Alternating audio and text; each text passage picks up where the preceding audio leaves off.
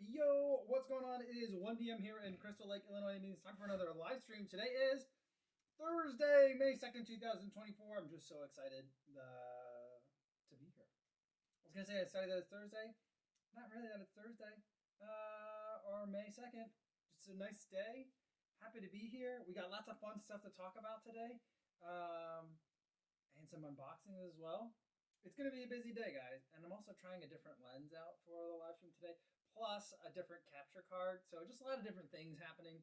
Let me know if you think it looks nice or you like it better before. It's a little bit tighter in on me, I feel like. But I also just feel like there's better separation between me and the wall. And I don't know. We'll give it a shot. Volume. Okay. Sounds not good.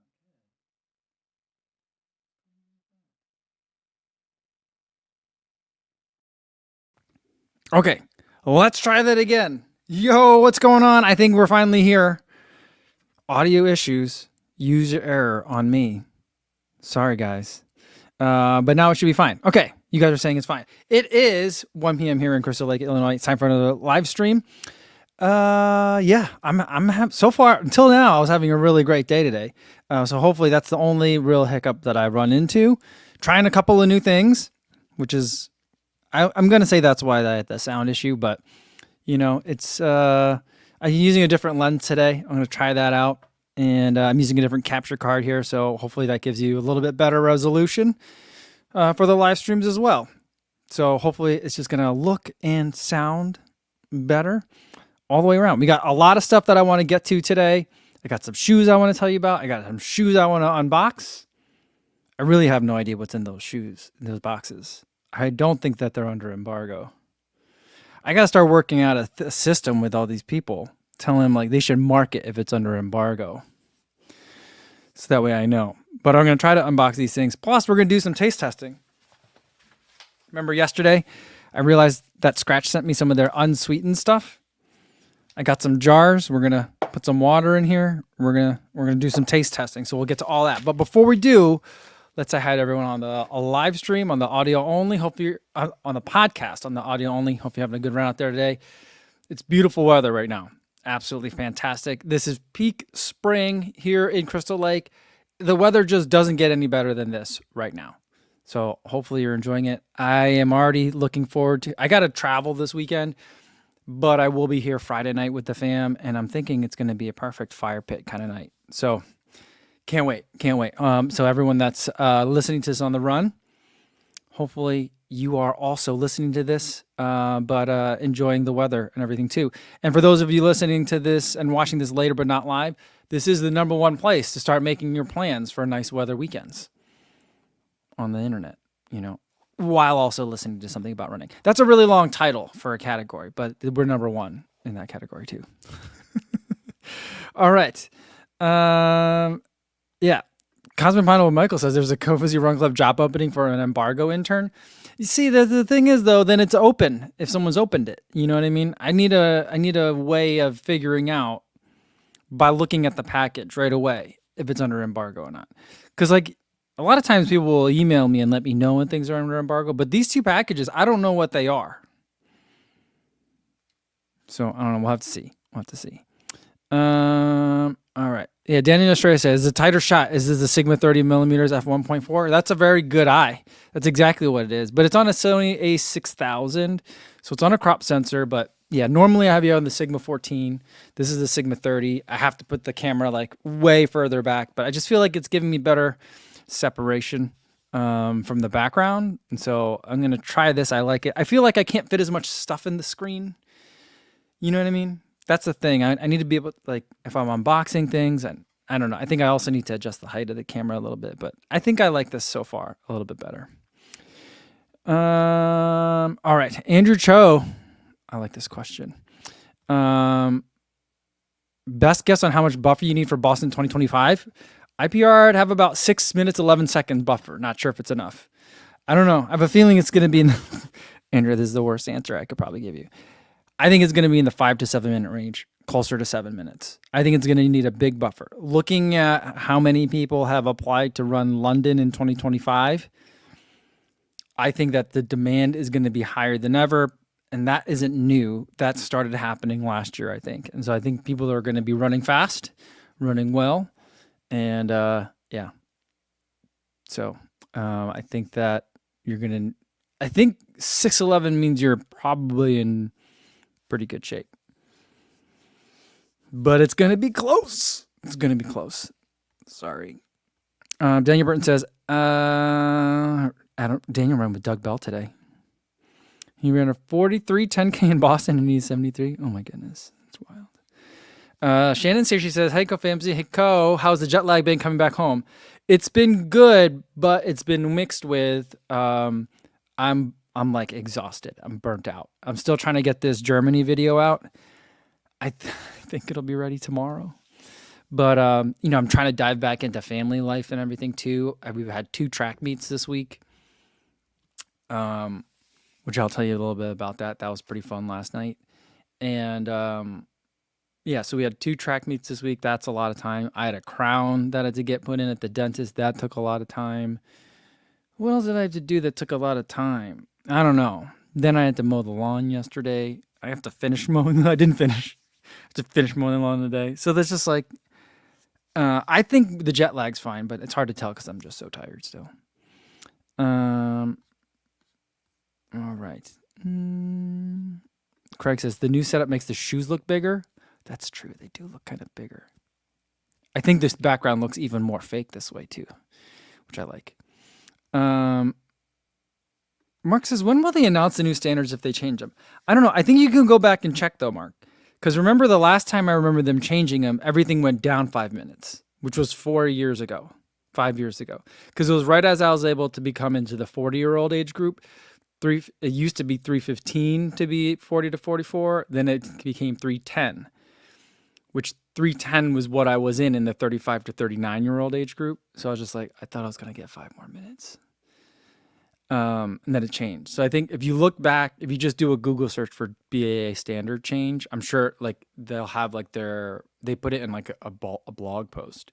I bet you could find how much like time they give you for that. I don't know. All right.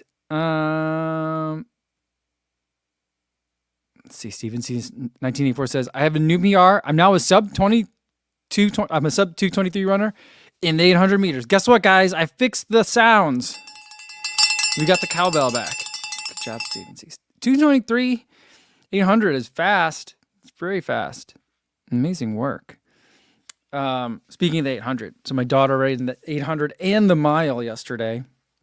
She ran 2 meets 2 days in a row. One was a rain, like a makeup meet from a rain washout day. And so yesterday's meet, the coach scratched her from the 1600 meters so she could focus on, she could run the 800 meters and then race the 1600 meters yesterday. So 2 days ago, she didn't run the 16, so yesterday she could. So they were focusing on her 1600 meters. She PR'd in the 800 2 days ago anyway. And then they got her focusing on the 1600 meters. She runs really well. A big PR day for her. She was really excited. And this was an invitational meet, so there's a wider range of teams than she normally races against, and a lot more faster girls for her to kind of run with. And after she hits her main goal for the day, which was to run a fast 1600 meters, coach also puts her in the 800 meters, which is at the end of the day. And I'm like, hey, you know what we should do? Because if the coach was giving her race plans, I wouldn't mess around. I would just be like, let me help you execute your race plan, or I'll just cheer from the stands, whatever you want me to do. And but the coach doesn't give her like an individualized race plan. So today I was like, hey, today there's a lot of fast girls here. I want you to learn how to race fast girls. So like normally I'll tell her like, here's the pace that I think you should go out for the first 200 and then settle in or stuff like that. This time I was like, start going out like you normally would for your 800. Look around and see who's around you, and then stick on those people and don't let them get away from you, and see how long you can hold on to them, and maybe you can outkick them at the end. And so she tried doing that. I think she was a little bit scared because after the first lap, she let the top 2 girls start to gap her a little bit. She did have a really nice kick, and she ended up PRing for the day. But I feel like it still hasn't clicked on her yet that like there's a difference between racing to win and racing for time trial. But I feel like yesterday was a good opportunity for her. So we had some fun. We had some fun out there. I asked her how she felt afterwards. She goes, "That was terrible." I'm like, "Well, that's how it's supposed to feel for an 800 meters." So, but yeah, yeah. So she had some fun out there. David DeFranchi says, "Congrats on the PR, family of Co." Thank you. And Daniel Burton says, "Proud day, proud day." I was really proud of her. I told her, the moment she crossed the line, I didn't get onto the track, but as soon as she kind of came out, I was like, "You ran a perfect race today. That was great. You did a fantastic job. I hope you had a lot of fun." And she was just like, oh, she was still like out of breath. She's like, "This is so terrible." And I'm like, the 800 is the hardest event on the track, I think. So. Stevie76 says, "But my coach told me." Don't listen to your coach. Does your coach have 100,000 subscribers? I do. See, here's the thing. Like, so every week I asked her, "Do you want me to cheer from the track and yell splits, or do you want me to yell from the stands with the other parents?" And she always says, "I want you to help me from the track." So I check in with her every week to make sure that I'm supporting her the way that she wants to be supported. So, yeah. Steven C19 says, "That's great stuff from your daughter." Yeah, I think this year is kind of like a tipping point year for her. She hasn't been like kind of like winning or placing in her races before, and I feel like a lot of it's just really starting to click for her. So I'm worried about next year because this year was a huge jump from the year before, and so like I just don't want her to think that every year you get to improve, by tens of seconds in the 800, but I think she's got a good head on her shoulders, so I think she understands how that works. Steve Blackadar says, "Racing question: Broad Street 10 miler is expected to rain throughout. I've been lucky enough to never have to race in the rain. Any tips?" Yeah. Just remember, it's just water. You know what I mean? It's the same. I would say maybe avoid painted road surfaces like the dashed lines and like solid yellows and things like that. And crosswalks, if you have to run across crosswalks, those are going to be a little extra slippery. But other than that, it's just water, I don't know that you'll have to change your race strategy all that much. You might be a little bit weighed down depending on how soggy your kit gets and if there's a lot of wind that comes with it. But other than that, go out there and have fun. All right. And Mark says, "I can confirm 2020 was the first race with the current standards at Boston, and the previous change was in 2013. And someone else was saying that like the difference with Boston though is this year they didn't have a lot of qualified entrants, so maybe there won't be a change." And Tom Hubin says, "Before Boston qualifying in 2020, the BA dropped their BQ times by 5 minutes." I know they dropped their time by 5 minutes or whatever. No, was it 2020? Whatever year that they changed it. Yeah. So they changed it. They would have changed it in like 2019. So like the question is how far ahead, like would we know now for 2025 if they've already changed the standards? Or does that happen after you submit your time? How does that work? I don't remember. I'd say that's the timing that I'm trying to figure out. And Calvin says, I think BQ will drop by another 5 minutes for men and possibly more for women, depending on how they want the demographic split to be. I do think that it's gonna the drop will be more for women. It won't be like a same drop across all times, which I don't think it was like that the last time they adjusted times. I think it's gonna be. It's hard to imagine that for the under 30s that you're gonna have to be more than sub 3 to get to Boston. It seems like a lot. But I think for women, I think the times are going to cut a lot harder. And Mark says, like in terms of letting people know how fast they have to run, they need to let people know before the window opens, right? I would think so. I just don't remember what the timing was. I was so far from Was I far? I felt like I was really far from BQing at that time. Whenever it did change, because I feel like they changed it in like, was it 2018 or 2019 when they announced the change? You know, so at that, if it was 2018, my PR was like 317. You know, I was far from it. I feel like. So I don't know.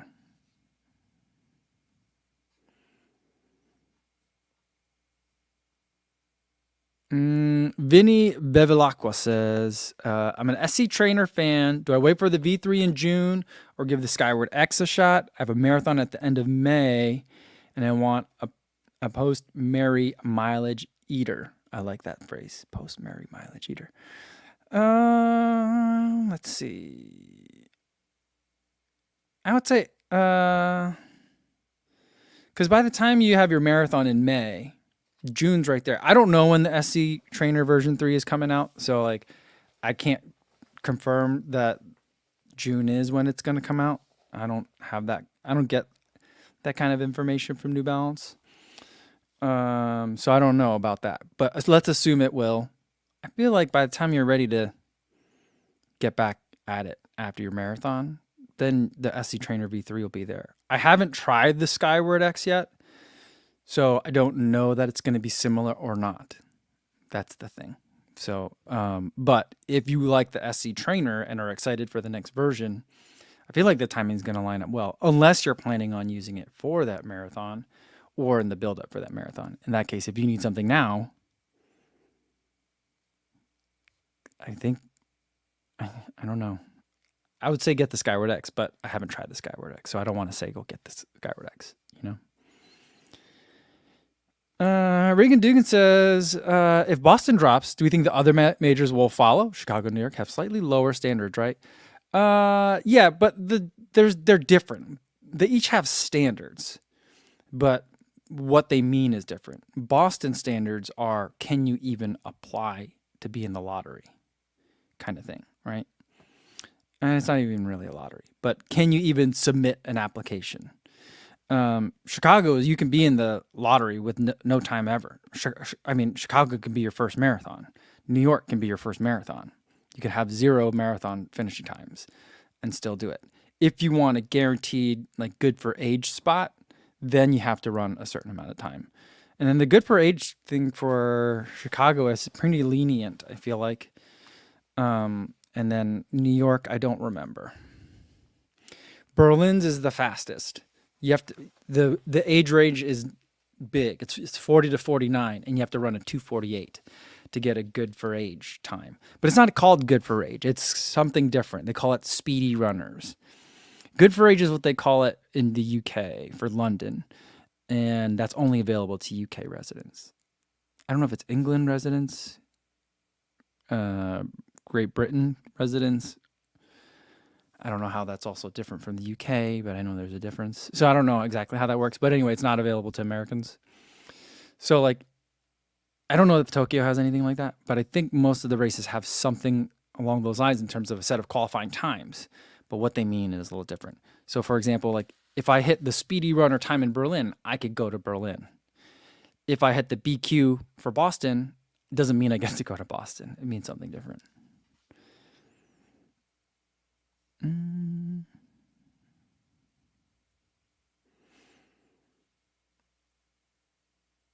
All right.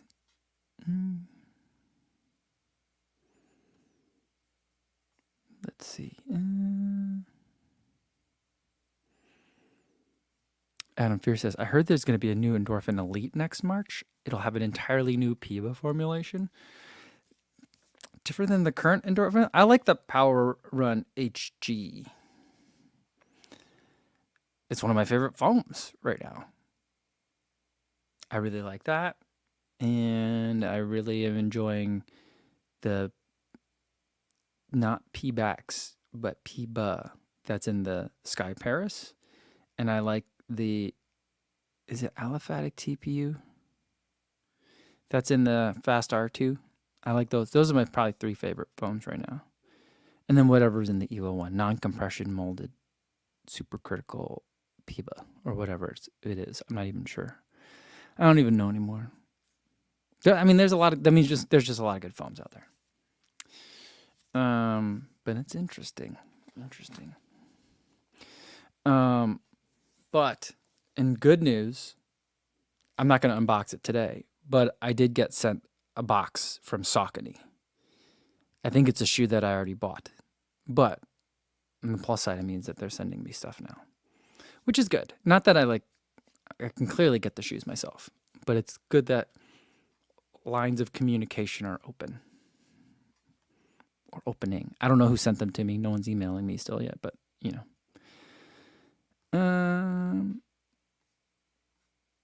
All right. Tom Hubin says, even with the BQ times, 11,039 runners did not make it in because they cap each age division. Average 529 under BQ to get into Boston per the BAA website. Is that how they do it? So, like, in theory, some people could have had a 6-minute or 7-minute buffer and still had not gotten it. That's not how I understand it. Interesting.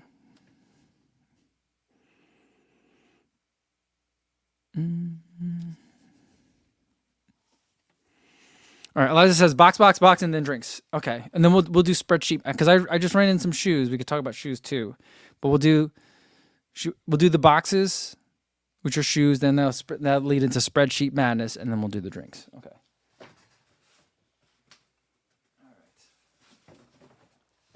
Should I get this? I gotta get the spreadsheet ready. Oh, it takes some time. You know how it goes. Shoe weights. Okay. The shoe spreadsheet is getting long, and it's a lot of fun, I gotta say. All right. Let's get to this first box. This first box is from Amer Sports, which I always have to. I can't remember what Amer Sports is right away, and then I have to look it up, and then I'm pretty sure that these are going to be solid shoes, and they are.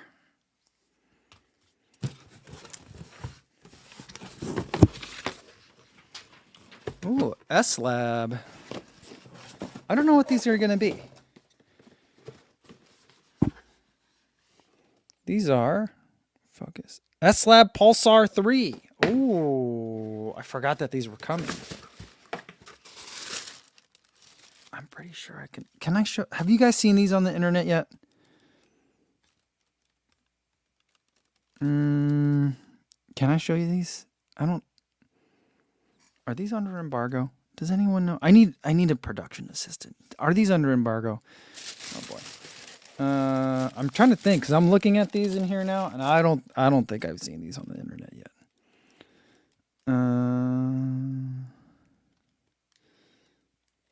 Yeah, Terry says yes, and they're reviewed. Get them out. All right. Well, I can't trust you guys sometimes.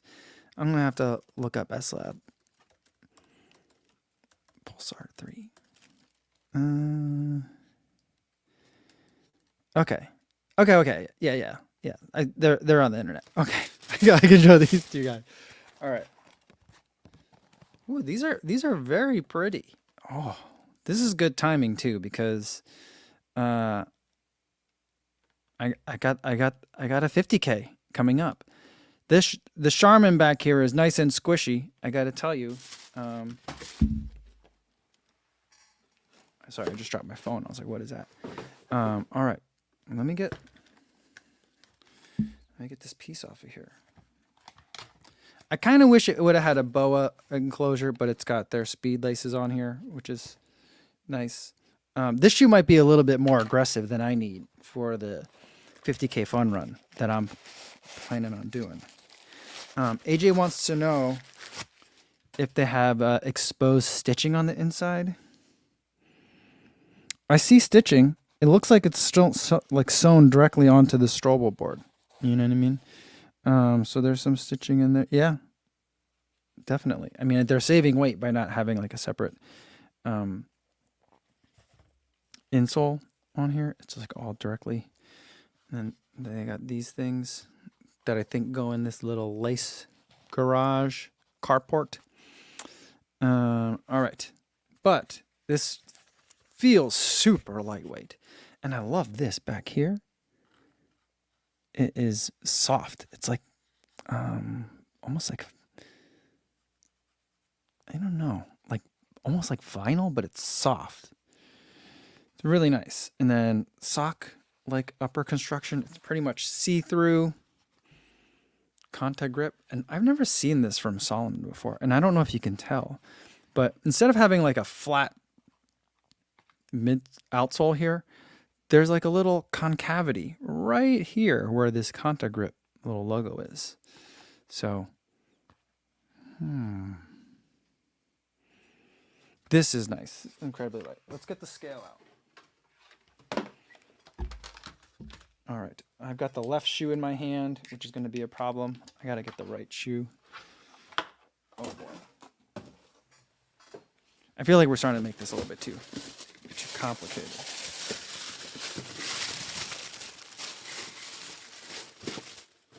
Now, was I talking about it with you guys yesterday? Talking about you guys yesterday. The Spectre is back on sale. Yeah, you guys were telling me yesterday on the Running Warehouse website.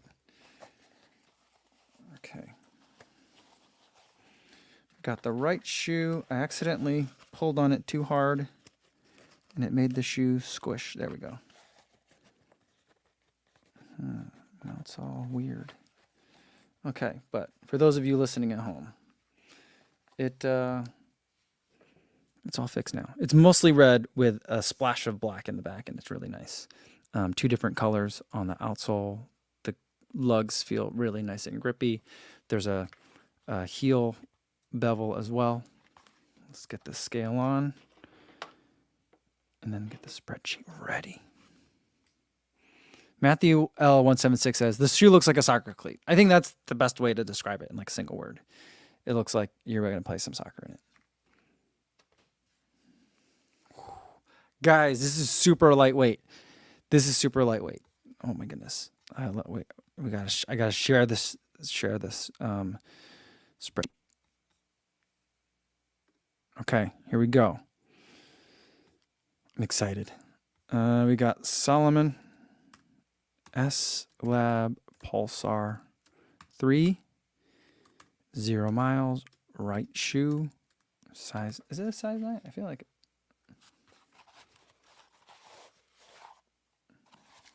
Where does it say? Yes. Men's 9. Trail. And the weight is, oh, it changed. Went back. All right. 7.1 ounces. That is crazy. 204 grams, guys. Ooh, this is a lightweight shoe. This is super lightweight. Can you believe it?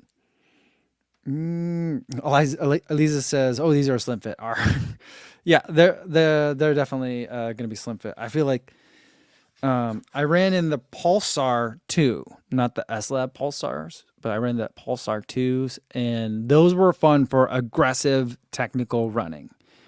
But it definitely is a tight fit. Tight fit. I mean, yeah. Calvin says it's lighter than a lot of super shoes. Yeah, for sure. For sure. All right. You know what? I'm not even gonna put it on the I'm not gonna do my manual data sort yet because we're gonna get to the next shoe. Okay. Wait. It smells like rubber. It definitely just smells like plastic, you know? You know what this smells like? Have you guys ever had to like manually inflate like a kid's swimming toy, like a floaty or something like that? It smells like that. Like the smell that you get when you're like and blowing in and trying to blow up like an inner tube. It smells like that.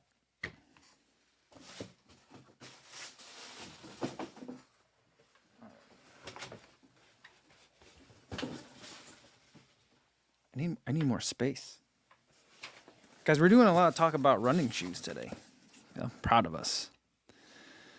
Tony Macias with the Light Flex. I actually just won a trail race last night with the original Pulsar. Absolutely love that shoe. Well, congratulations on the win, Tony.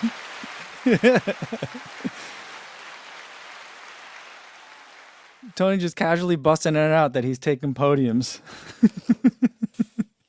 Congratulations. In the original Pulsar. Nice.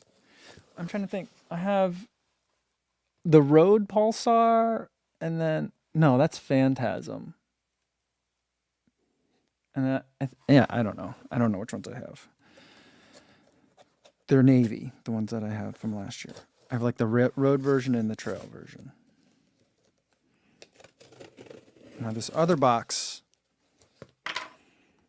This is one of my favorite things that Tony has ever said on the live stream.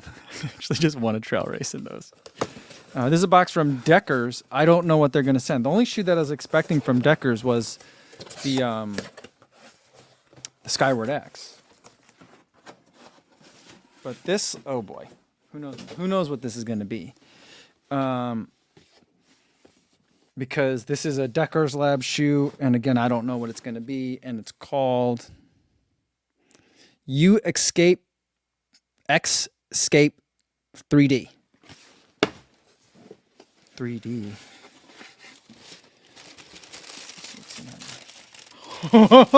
What are these?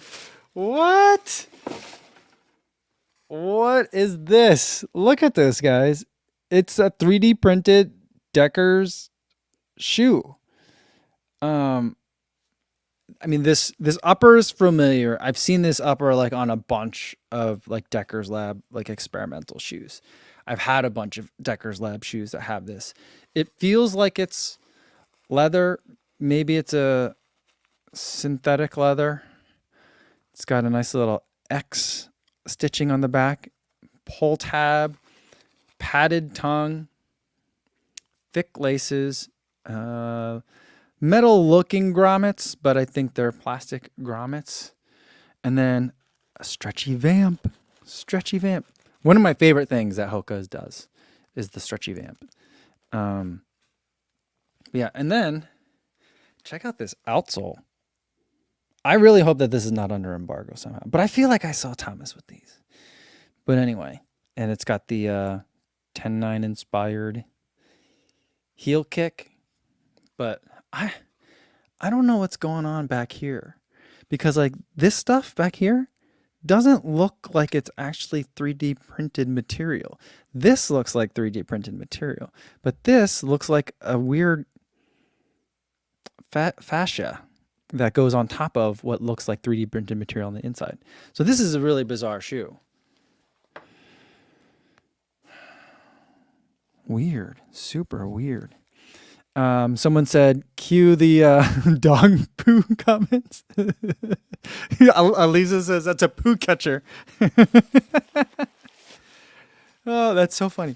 Yeah, people say the dog poo thing with on shoes all the time, but they don't say it as much with the 3D printed shoes. And the funny thing is, there's a Hez Kicks video from like 4 or 5 years ago where he took a Tupperware, like a storage container you get like at Target to put all your like extra Christmas ornaments in. It's a clear one, and he filled it with mud. He bought mud, like potting soil, and mixed it with water and made mud, and then dunked the shoe in it to see how much could get in there. A lot got in there, and it was hard to get out. And he said, I don't recommend doing that. But I don't know. He's like, I don't know how people are going to get their foot that much in the mud. So he's like, it's not a good experiment. But this is interesting. It doesn't compress that easily, you know. But that's good, because sometimes 3D printed stuff, when it compresses really easily, it bottoms out. So I was going to say, it's too bad there isn't a track meet today, because otherwise people will be seeing this on the track.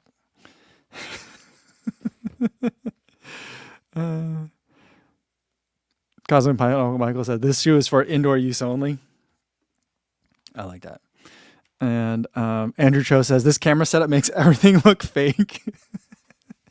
I don't know why that is. I think it might be the 4K camera capture card. I don't know. And Calvin says the lacing goes really low, kind of Converse like. Yeah, I mean, I like the way that this shoe shape that Deckers Lab has used for a lot of their casual shoe bows out. It kind of like reminds me of like a Zero shoe, or like the Zero drop casual shoes, and it kind of rubs me a little bit the wrong way. But on this shoe, it works because like the rest of the shoe is kind of like so big and chunky and so weird. It's hard to get there we go. The camera's focusing. But it's working. It's working for me. I like this. I like this. Daniel Byrne says, uh-oh, what's happening? Daniel Byrne says, that is ugly. I like it. I like it. It's definitely not going to be for everyone. And I wouldn't call it pretty. But overall, I like what's happening with this one. I'll definitely I'll be rocking this one. And Shaheen says, the focusing of this new lens is not as fast as others you have been using. Maybe. I just think that I need to figure out like how close I need to hold something out for it to change focus, because they're both Sigma lenses, so it should be about the same. But I think because now the lens is twice the distance away from me, like what it needs to detect for like the auto detect, I think is I just got to figure out, because I'm used to just doing this and that'll change focus. But I think with the bigger distance, I have to like stick it far out for it to change. So I gotta figure some stuff out. It's not all the lens's fault. Andrew Cho wants to know if it smells good. I have a feeling it's going to smell pretty good with the stretchy vamp. The stretchy vamp is nice. No, it's not. It's not. This smells more like a basketball. This one smells more like an inner tube. I prefer the smell of this one. This is very off-putting. It smells like I'm about to go on a white water rafting adventure. This one just smells like a shoe store, Yeah,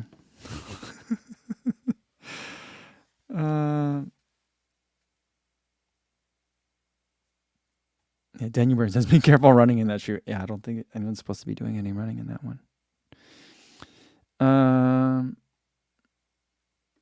Paul Pollock says, smell check before first run, highly recommended for poo catchers.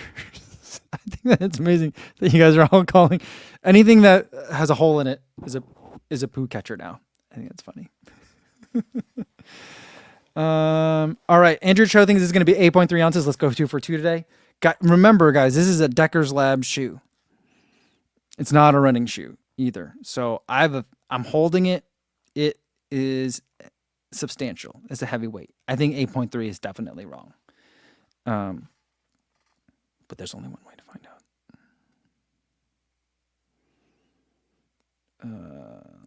Oh yeah. Oh boy. Oh boy. Oh boy. Oh boy. This is fun. Okay. Where's the spreadsheet? Okay. We got Deckers Lab. What is the name of this again?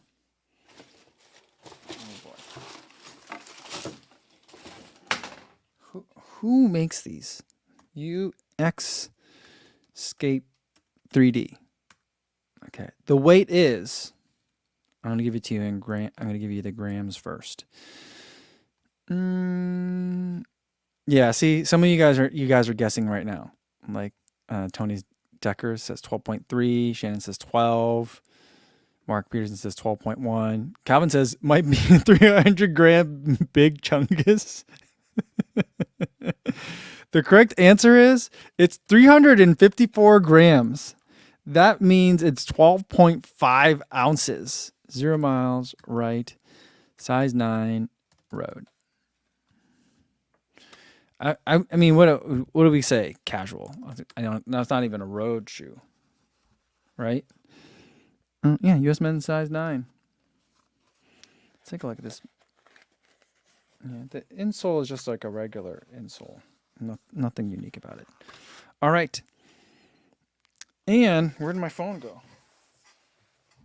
We got a third shoe I could add in here too. Oh boy, there's too much stuff.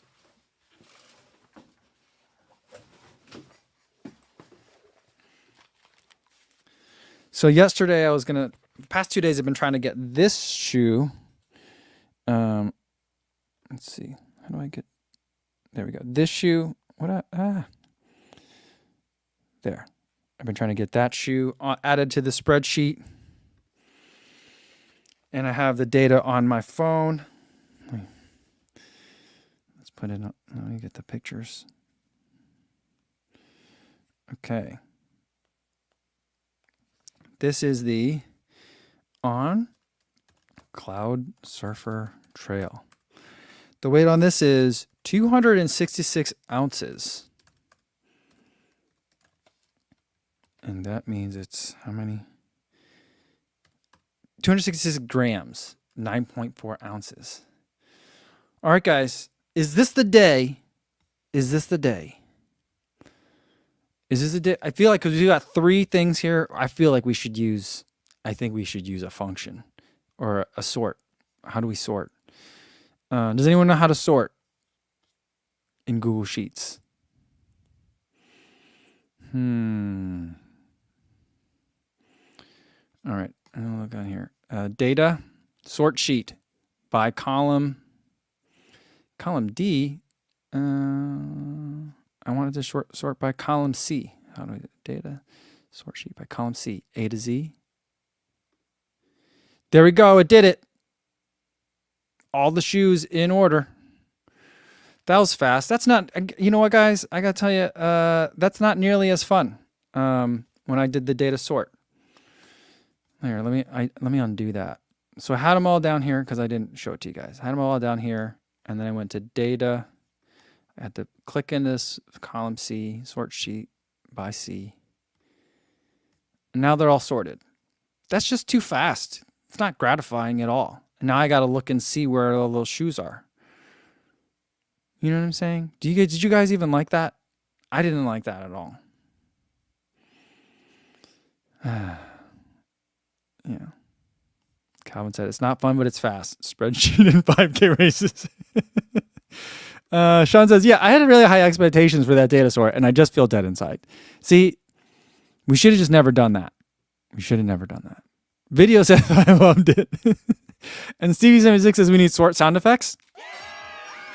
We need the what's her boot up sound? Bloop, bloop, bloop, bloop, bloop, bloop, bloop, bloop, bloop, bloop, bloop, bloop. That we need that. That's what we need. And Paul Public says classic job security comment. That's too fast and not nearly as fun. And Eric says, look how clean that looks, all sorted. It's just as clean as it was before. You know?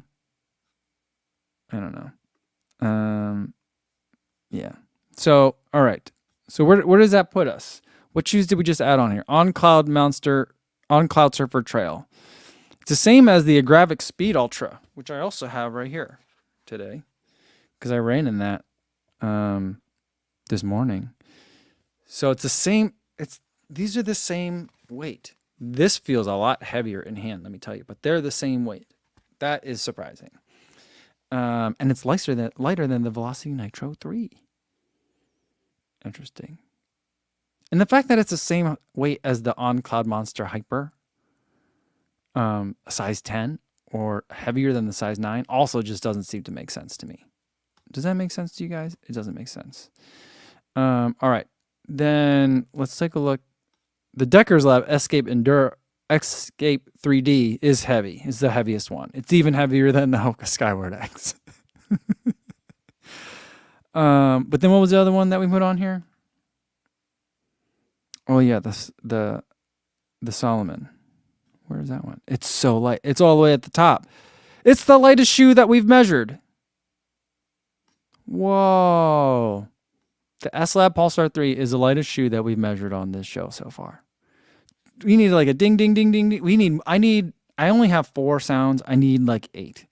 I need like a ding, ding, ding, ding, ding, ding, ding, ding, ding. I need a bloop, bloop, bloop, bloop, bloop, bloop, bloop every time we sort the data. I need a better dog sound. And I'm just glad I had to do some work to get the sounds back. It was like it got all corrupted data or something like that.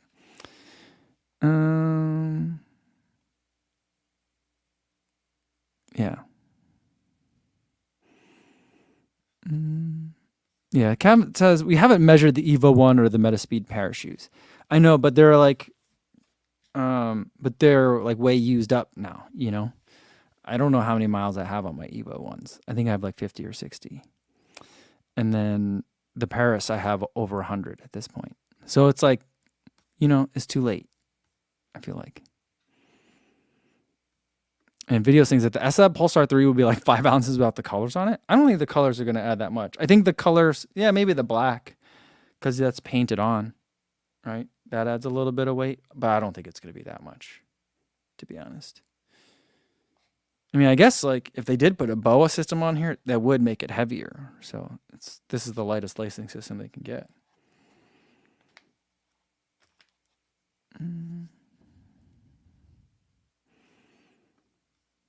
Calvin said, someone shared on the Discord, but a tester got the Evo 1 to almost 300 miles.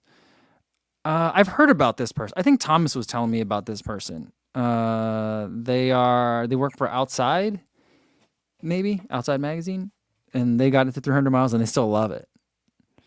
And I'm like, I don't know. I could tell a difference in mine already. So, I don't know.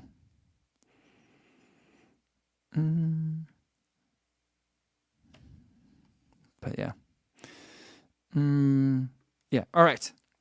So that's that. By the way, I did run in this shoe today. An easy run. All my runs have been easy. So not like a great test of the shoe today. So I'm not going to judge too much on it. It was a lot of fun. It felt a little heavier than I was expecting it to feel. Maybe I was like kind of like I've been spoiled by the Evo 1, but I was kind of expecting a little bit more travel from the foam. Instead, it felt a little bit firmer, which at the end of the day makes a lot more sense for a trail shoe, for it to be a little bit firmer. So that way it's a little bit more confidence inspiring when you're on uneven and technical terrain.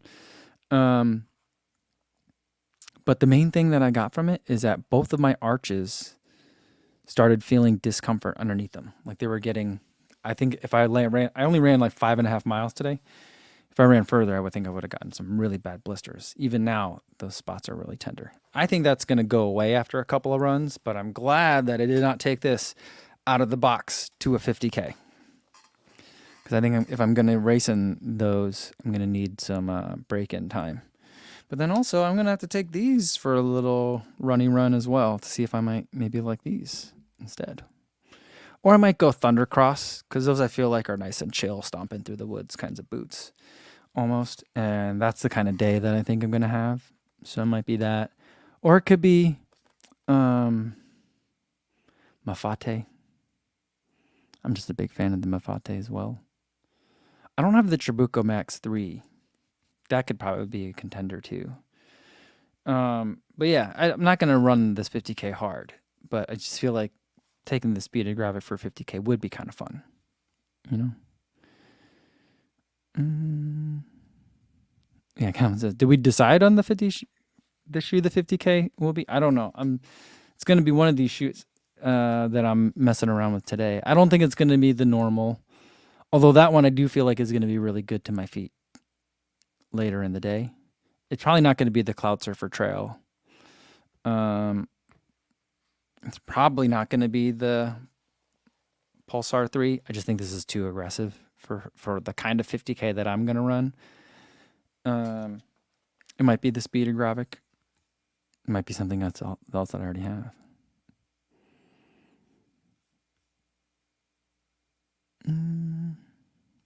Calvin says Nordas. I don't have any Nordas. Thomas was like, "Do you want me to put you in touch with anybody at Norda?" And I was like, "I don't think that's a good fit for me. You know, I'm not into it. I'm trying to reduce the number of trail shoes that I look at in a year. I just need some right now because I have a trail race coming up. But I think this year is not going to be a big trail racing year. I'll do a lot of running in the woods this summer, but you know, I don't think it's going to be a big. Last year I did a lot of trail adventures. I went to UTMB to spectate. I went on a hut-to-hut trip. I went on a Dolomite Refugio tour. You know, like I don't think it's going to be like that this year. So, all right. Next, let's move the show along. We're already at 50 minutes. All right, we got 2 of these things. Here, is there a scoop in it? Oh, okay. So it says, this is the unsweetened. It's not that it has no sugar. It has a gram of carbohydrates, but they don't add any sugar to it. So it's just electrolytes. So it's like salt and a squeeze of juice, I think is in here. I don't think I have quite enough water to do these correctly, but we're going to try. It says use a scoop for 12 to 16 ounces of fluid. And there is a scoop in here, I think. It's buried. Is that a scoop? Oh, yeah. Look at this little scoop. You see, you look at this bag and you think that this is maybe a smaller bag, a sample bag. But then this is the scoop. So this is supposed to go with 12, 16 ounces? There's a lot. There's a lot of powder in here. There's something else in here. It's like another prize is in here. What is this? Oh, it's just silica gel. I think it's just silica gel. Yeah, do not eat the silica gel. All right, well, I'm just going to do like a half of one because I don't think I have enough water. Put that one in there, and then we'll open up the second one. Stevie76 wants a scoop spreadsheet. No, I think we're good on spreadsheets. You guys, I feel like you guys are teasing me too. I think you guys don't like the spreadsheets. I think that you guys like to see me struggle with the spreadsheets. That's what I think is happening. And, you know, I'm not going to indulge on that.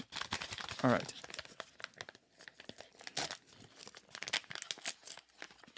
That first one was the lemon and lime. Or the lime and lemon. This one is the tangerine and orange. Why do you think they called it tangerine and orange and not just citrus? I just feel like that's what I would have done. Citrus. The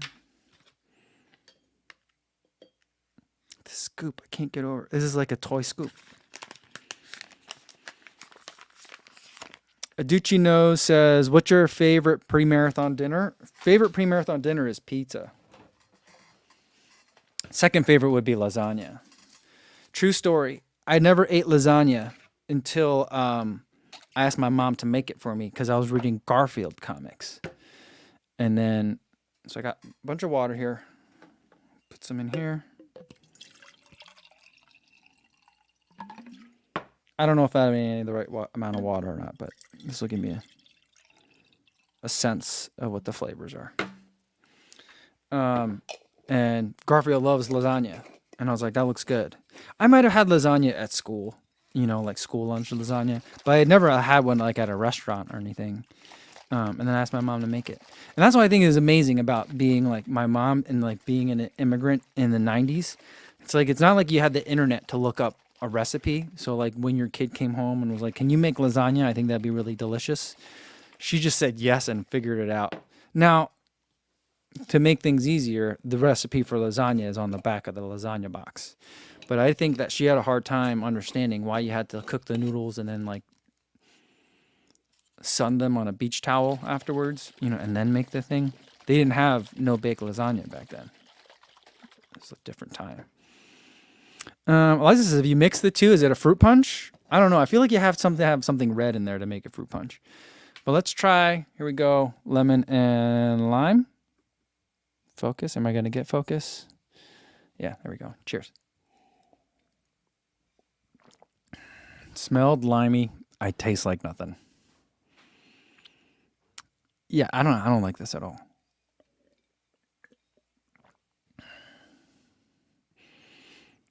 This is like what things taste like after you go to the dentist and your mouth gets numb. And you're like, am I tasting food or is the Novocaine made my mouth numb? I could smell the food, but I don't taste it. That's what's happening here. But I mean, there's electrolytes. The lemon and lime has 400 milligrams of salt. That's a lot of salt in this. It doesn't taste like it's salty at all.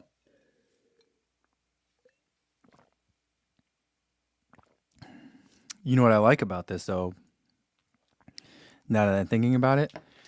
So one of the things I've been having a hard time with is that even the Scratch Hyperhydration, it's lowish sugar, but it still has like 8 grams. So there's still some sugar in it. And I've been trying to take the electrolyte, like the salts, before I go to bed on a race night, the night before a race. But then if you drink one that is sugary, then you're on like a sugar rush, and it's hard for me to fall asleep. So this could be nice to have the night before a race. It just tastes like I'm drinking water that smells like lime. I feel like, is this the essential oils of electrolytes at this point? But there are electrolytes in it. It's not that there aren't electrolytes. I don't know.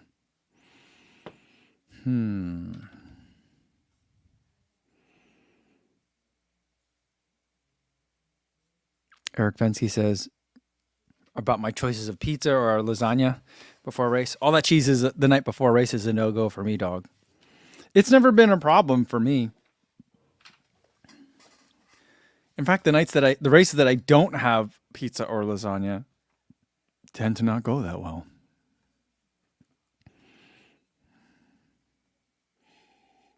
This one kind of smells like tangerine.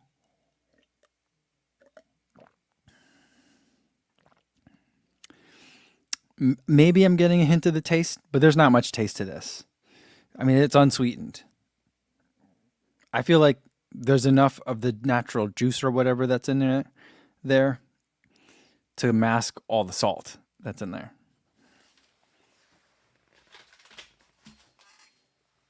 This one also has 400 milligrams of salt. It's got 100 milligrams of potassium, 50 milligrams of calcium, 50 milligrams of magnesium. Yeah. The ingredients are sodium citrate, tangerine juice, citric acid, potassium citrate, calcium citrate, magnesium carbonate, orange oil, orange juice, and ascorbic acid. There we go. That's what's in this. All right. Ooh, Sega Dreamcast says honey grow. What's honey grow? Does that honey do? Is my go-to? I don't even. That must be something different. I don't know what that is, Sega.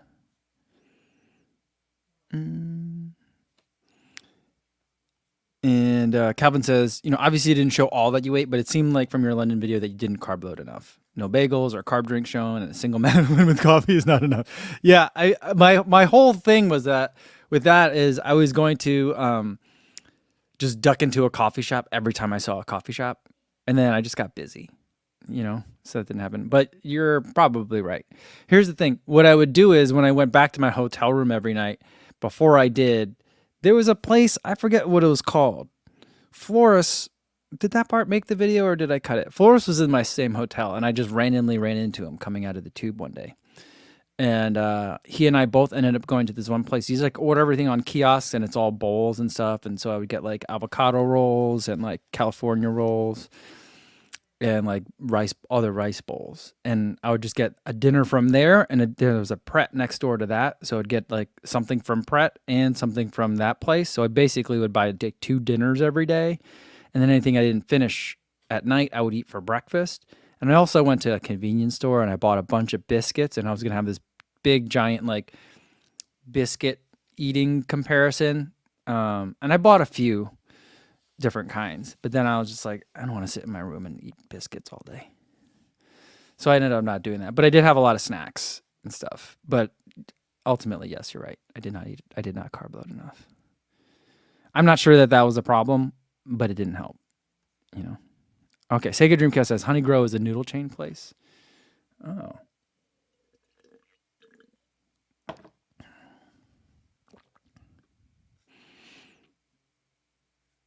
Brian Lackenalao says sushi rice, miso soup, and katsu for the win pre-race. That does sound pretty good, and that's kind of what I had, except for the katsu part. I'm trying to remember what was in the rice bowls that I was eating. Tofu, egg, rice, edamame. There's a lot of stuff in there. Mark Peterson says, I thought the key to Tokyo was 2 dinners. Perhaps the key to life is 2 dinners. I think the key to marathons is 2 dinners. What I really should have done, here's the problem. So I know that I'm supposed to be like carb loading all day, hydrating all day, and eating all day. And normally I would do if this was like New York or Boston, I would just eat something while walking to my next thing. Um, and that wasn't a problem in London. I could have done that. I don't think that was like looked down upon like it would have been in Japan. But because I'm in these cities and I'm trying to do my tourist thing, I've always got a camera in my hand. And so that affects my ability to be able to eat and walk at the same time. So I really just need to dedicate even more time to eating on these trips. That's the big thing.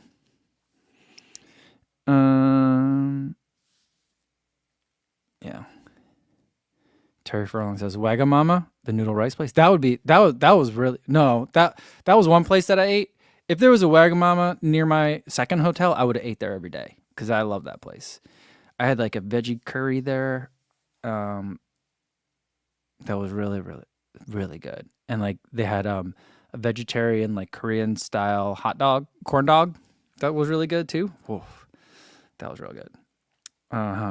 Yeah, but it was another place. It was it was fast food, kind of like a freshie kind of thing. If you guys have freshie, um, yeah. And Calvin says, "Let's be real. It's because you didn't have your Betstar jar of mayo." You know what? Europeans love mayonnaise, so there was lots of mayonnaise available in London. Every time I sat down, there was a jar of mayo at the table, and in Germany, at the cafeteria at Adidas, they have condiment dispensers. One big giant thing to get like mustard out of, one big thing for ketchup, and then two big things of mayonnaise at every condiment station. So like it was a 2-to-1 ratio of mayonnaise to any other condiment in Germany. So, all right. I think that's gonna be a good place to leave it for today, guys. Thanks for hanging out. I gotta go finish mowing the lawn that I didn't finish mowing yesterday, and then tomorrow, hopefully, we'll have that Germany video finally done, and you'll be able to see the mayonnaise for yourself. And then we'll also do another live stream, same time as today, 1 p.m. Central Time. Hopefully, I'll see you then. In the meantime, be safe out there, buddy. Bye.